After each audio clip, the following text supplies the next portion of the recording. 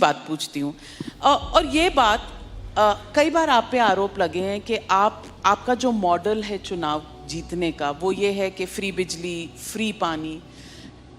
You are somebody who understands numbers. आप Indian revenue service में रहे हैं, नंबर्स आपको पता है, टैक्स कलेक्शन कैसे होती है, टैक्स की रिक्वायरमेंट किन चीज़ों के लिए होती है।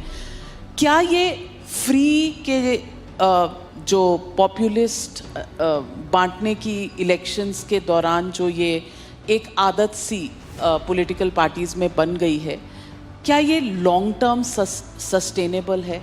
क्या ये गुड पॉलिटिक्स है? बहुत अच्छी पॉलिटिक्स है, सबको करनी चाहिए। मैं आपको बताता हूँ क्यों। इसकी इकोनॉमिक्स भी समझाता हूँ आपको और इसकी पॉलिटिक्स भी समझाता हूँ आपको। सबसे पहली बेसिक बात, इन सारे मंत्रियों को और इन सारे एमएलएज को बिजली फ्री मिलती है। इनको जब बिजली फ्री मिलती है तो उसको फ्री भी नहीं बोलते, और जब जनता को, इनको 4-4 हज़ार यूनिट बिजली फ्री मिलती है महीने की, और मैं जनता को 200 यूनिट फ्री बिजली देता हूं, तो इनको सबको तकलीफ होती है। क्यों? अगर इन मंत्रियों को जो फैसिलिटी मिलती है मैं अपनी जनता को देना चाहता हूं, तो इनको क्यों तकलीफ होती है? इन सारे मंत्रियों को और एमएलएज और एमपीज़ का सारा इलाज का खर्चा फ्री है। कोई बीमार हो जाए इनके घर का सारा फ्री है। तो अगर मैंने अपने दिल्ली के लोगों का इलाज फ्री कर दिया तो इनको क्यों तकलीफ होती है?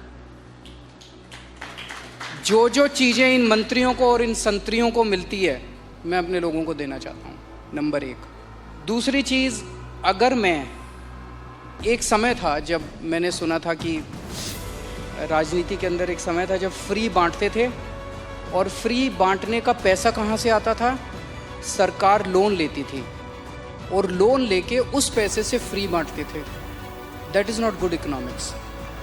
अगर मैं, आपके पास जो पैसा है उस पैसे से, उसमें आपके टैक्स नहीं बढ़ा रहा, टैक्स उतना ही है, मैं घाटे में नहीं। आज दिल्ली सरकार पूरे देश में अकेली सरकार है जो फ़ायदे में चल रही है, घाटे में नहीं चल रही।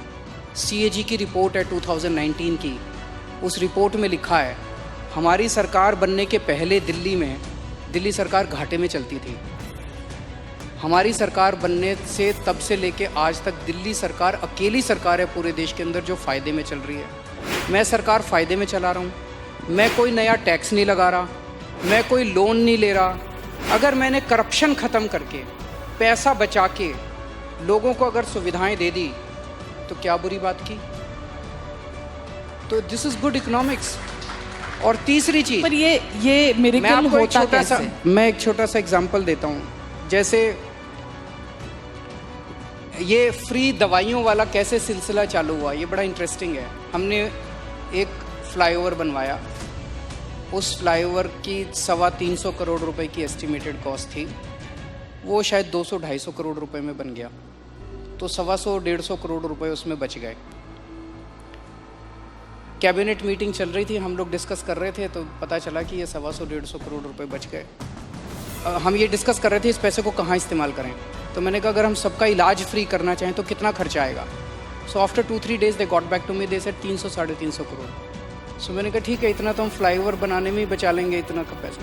तो अगर मैंने फ्लाईओवर बचा के लोगों का इलाज फ्री कर दिया तो क्या बुराई है? मैंने सुना था कि एक मुख्यमंत्री हैं शायद गुजरात के, उन्होंने अपने लिए एक जहाज़ खरीदा 190 करोड़ रुपए का। मैंने लिए अपने जहाज़ नहीं खरीदा, मैंने दिल्ली की सारी अपनी माँ बहनों का डीटीसी बसों में किराया मुफ्त कर दिया, 150 करोड़ का खर्चा आया। बताओ क्या बुराई है? So good politics and good economics, ये कर रहे हैं हम लोग। तो आपके पास ये कौन सा ऐसा फॉर्मूला है जिससे आप फ्री में भी देते हैं फिर भी आपकी सरकार जो है वो घाटे में नहीं, फ़ायदे में है? ईमानदारी, सही नियत, बस और कुछ नहीं है। मैं बहुत छोटा हूँ, मेरा एक्सपीरियंस भी बहुत छोटा है, लेकिन मेरा 5-7 साल का सरकार चलाने का एक्सपीरियंस ये कहता है कि किसी भी सरकार में पैसे की कमी नहीं है। मैं ब्लैंकेट स्टेटमेंट दे रहा हूँ, किसी भी राज्य सरकार में और किसी भी केंद्र सरकार में पैसे की कमी नहीं है, नीयत की कमी है।